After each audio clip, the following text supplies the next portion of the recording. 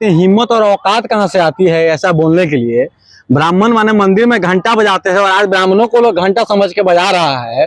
एक जिम्मेदार पद पे बैठा हुआ व्यक्ति जो एक संवैधानिक पद पे बैठा है, वो भूमि और राजस्व मंत्री है, और उस व्यक्ति का इस तरीके से बेहुदापन और बेतुकी बयान जो समाज में कम्युनल वायलेंस, कम्युनल राइट पैदा करने वाला बयान है, जो ब्राह्मणों को बोलता है अंग्रेजों के दलाल थे। क्या किसी एक संवैधानिक पद पे बैठे हुए व्यक्ति का यह शब्दावली होना चाहिए, दलाल और घंटा?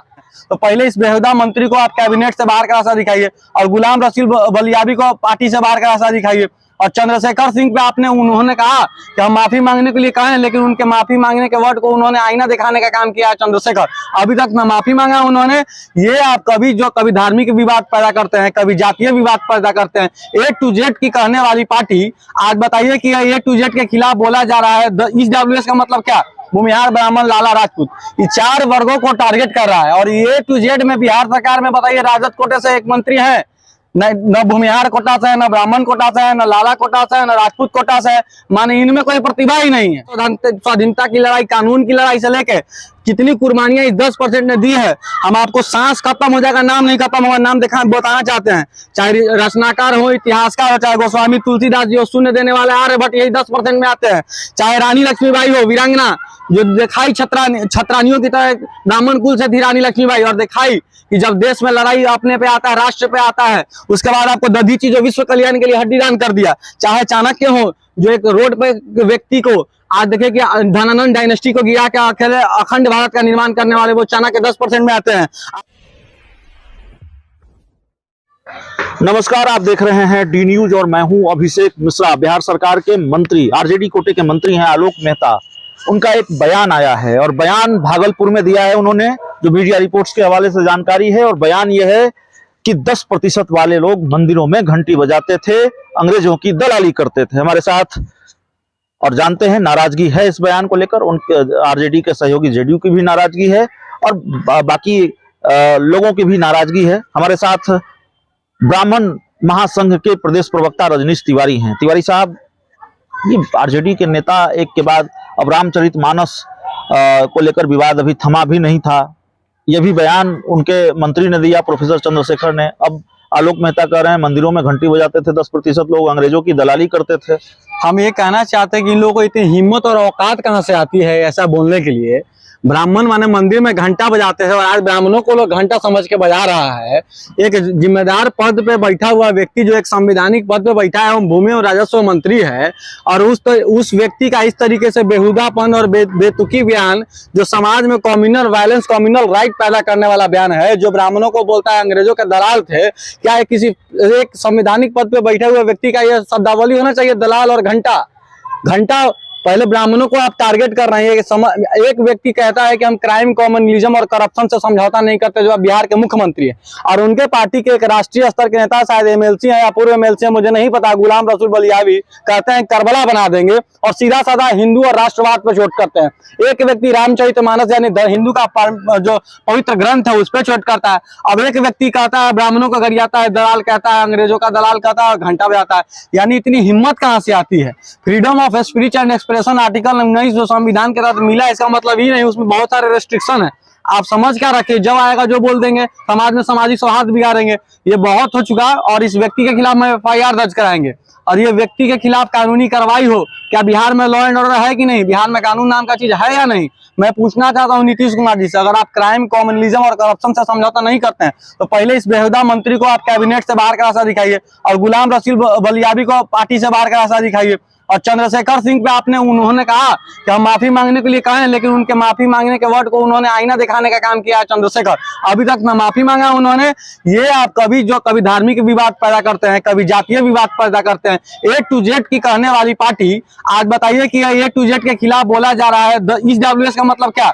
भूमिहार, ब्राह्मण, लाला, राजपूत, ये 4 वर्गों को टारगेट कर रहा है। और A to Z में बिहार सरकार में बताइए राजद कोटे से एक मंत्री है, न भूमिहार कोटा से है, न ब्राह्मण कोटा से है, न लाला कोटा से है, न राजपूत कोटा से है। माने इनमें कोई प्रतिभा ही नहीं है। और A to Z जो 1990 वाला राज आ गया, पहले लालू जी कहते थे बुरा बाल साफ करो, दिखाई दे रहा है नेताओं के बयान में आरजेडी के। यह कतई बर्दाश्त नहीं होगा।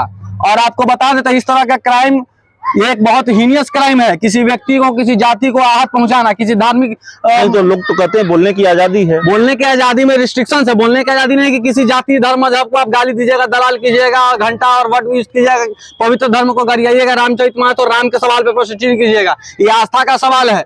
और आपको बताते हैं जिस 10% वालों की बात की है, वही 10% आजादी के पूर्व से लेकर कई आजादी की लड़ाई, स्वाधीनता की लड़ाई, कानून की लड़ाई से लेकर कितनी कुर्बानियां इस 10% ने दी है। हम आपको सांस खत्म हो जाएगा, नाम नहीं खत्म होगा, नाम बताना चाहते हैं। चाहे रचनाकार हो, इतिहासकार हो, चाहे गोस्वामी तुलसीदास जी हो, शून्य देने वाले आर्यभट्ट, यही 10% में आते हैं। चाहे रानी लक्ष्मीबाई हो, वीरांगना, जो दिखाई छत्रानियों की तरह ब्राह्मण कुल से थी रानी लक्ष्मीबाई, और दिखाई कि जब देश में लड़ाई अपने पे आता है, राष्ट्र पे आता है, उसके बाद आपको दधीची जो विश्व कल्याण के लिए हड्डीदान कर दिया। चाहे चाणक्य हो, जो एक रोड पे व्यक्ति को आज देखे कि धनानंद डायनेस्टी को गिरा के अकेले अखंड भारत का निर्माण करने वाले वो चाणक्य 10% में आते हैं। आदि शंकराचार्य हो, चाहे रामकृष्ण परमहंस स्वामी विवेकानंद के गुरु हैं, चाहे मंगल पांडे हो, चाहे राजगुरु हो, चाहे चंद्रशेखर तिवारी आजाद हो, चाहे दयानंद सरस्वती हो, या वेंकट रमन रामकृष्ण हो, हम लोग जन्मजात तपस्वी हैं, जन्मजात साधक हैं। और इतना नाम है कि जुड़ाते जुड़ाते थक जाएंगे। नामों हजारों लाखों ऐसे नाम है, वो 10% में है। और दूसरा जो लोग बयान दे रहे हैं वो थोड़ा नाम गिना दे। यही 10% भारतीय संस्कृति, सभ्यता और सनातन धर्म को बचाए हुए।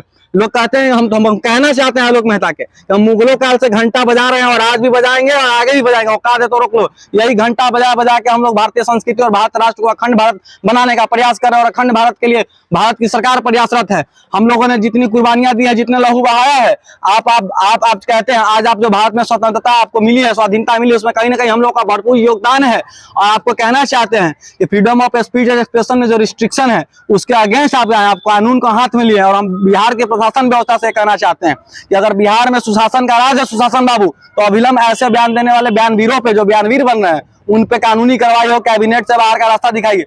वरना आरजेडी और जदयू के दफ्तर के बाद यही 10% वाले आमरण अनशन पे बैठेंगे और कानूनी कार्रवाई करेंगे। हम तो 10% ईडब्ल्यूएस जो हम लोग को मिला है वो रिजर्वेशन के विरुद्ध बोलते हैं, हमारा राइट है। और यही नहीं, राजनीतिक पिछड़ापन के हिसाब से राजनीति में आरक्षण मिलता है, जाति पे नहीं। और राजनीतिक पिछड़ापन में स्वर्ण सबसे ज्यादा पिछड़ा है। बिहार में 35 वर्ष से देखिए तो बिहार का नेतृत्व करता कौन? एमपी किस जाति का सबसे ज्यादा है? मेरे किस जाति का सबसे ज्यादा? सवर्ण है का? न 3 में है न 13 में है। तो हम तो लड़ाई लड़ेंगे सुप्रीम कोर्ट से लेकर हाई कोर्ट में, रिट में जाएंगे 226 के तहत, आर्टिकल और आर्टिकल 32 के तहत, कि जो राजनीतिक पिछड़ेपन के हिसाब से वो ईडब्ल्यूएस पॉलिसी चुनावी गणित में भी हो, हर सीट पे भी 10% रिजर्वेशन मिले सवर्णों को। ये हमारा राइट है, चूंकि राजनीतिक रूप से सबसे पिछड़ा सवर्ण है। और ऐसे लोगों को जनता देख रही है। आने वाला लोकसभा चुनाव नजदीक है, जो बैकवर्ड फॉरवर्ड का जो गेम कर रहे हैं और जो जातीय धार्मिक भावना आरजेडी, इसके पीछे पूरा आरजेडी का चाल चरित्र चेहरा उजागर हो गया। और जदयू का भी इस तरीके से गुलाम रसूल वजियावी का जो बयान आया, करबला बना देंगे और हिंदू धर्म को टारगेट कर रहे हैं और हमारे राष्ट्र को टुकड़े में बांटने का प्रयास कर रहे हैं। कतई बर्दाश्त नहीं होगा। ये बहुत ही ठीक है, तो कतई बर्दाश्त नहीं होगा। नाराजगी है ब्राह्मण महासंघ में। ब्राह्मण महासंघ के प्रवक्ता रजनीश तिवारी। इस पूरी रिपोर्ट में, इस पूरे इंटरव्यू में इतना ही। बहुत बहुत धन्यवाद।